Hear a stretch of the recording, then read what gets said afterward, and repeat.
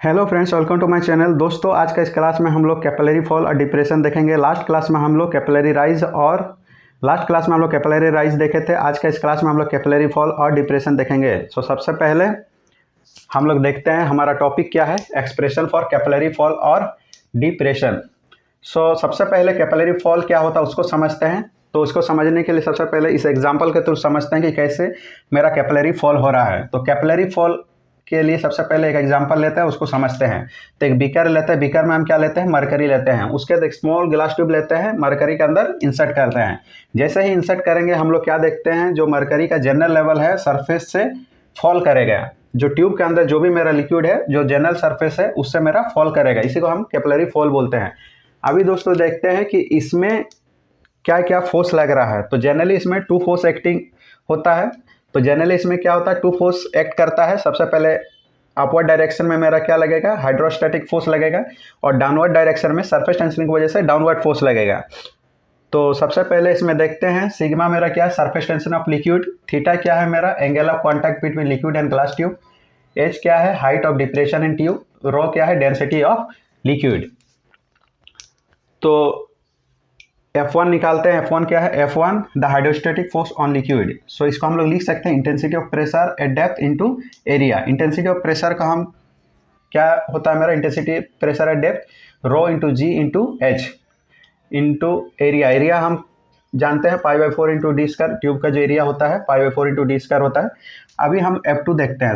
F2 surface tension की वजह से डाउनवर्ड फोर्स लग रहा है, तो सरफेस टेंशन एक्टिंग डाउनवर्ड। तो इसको हम लोग लिख सकते हैं surface tension into cos theta into circumference.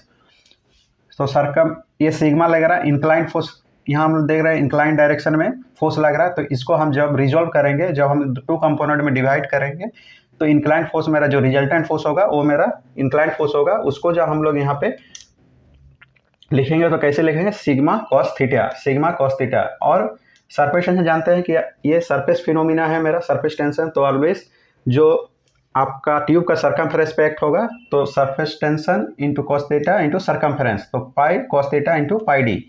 यहाँ पर हम लोग अगर कुछ कैंसिल कर सकते हैं तो कैंसिल कर सकते हैं। यहाँ पे हम देखते हैं कुछ कैंसिल होगा तो हम लोग कैंसिल कर सकते हैं। तो यहाँ पे मेरा पाई कैंसिल हो जाएगा, यहाँ पे मेरा डी कैंसिल हो जाएगा। अभी हम एच को इधर रखेंगे तो क्या होगा, 4 मेरा राइट हैंड साइड में चल जाएगा, 4 sigma cos theta divided by rho G D.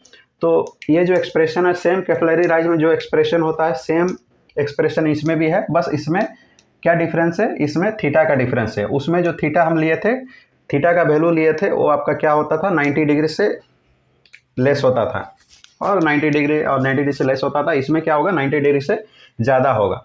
तो इसी में डिफरेंस क्या है मेरा, theta for mercury of glass tube is 128 degree और 130 डिग्री। और डेंसिटी ऑफ मरकरी को हम लोग क्या लेते हैं 13,600 kg पर मीटर क्यूब। तो जब भी आप प्रॉब्लम सॉल्व करेंगे, दो चीज़ की आवश्यकता होगी आपको, दो चीज़ की ज़रूरत होगी। एक है आपका थीटा, दूसरा है डेंसिटी। तो दोस्तों, अगर मेरा वीडियो आप लोग को अच्छा लगे तो इसे ज़्यादा से ज़्यादा शेयर कीजिए, मेरे चैनल को सब्सक्राइब कीजिए। Thank you for watching my video. Thank you.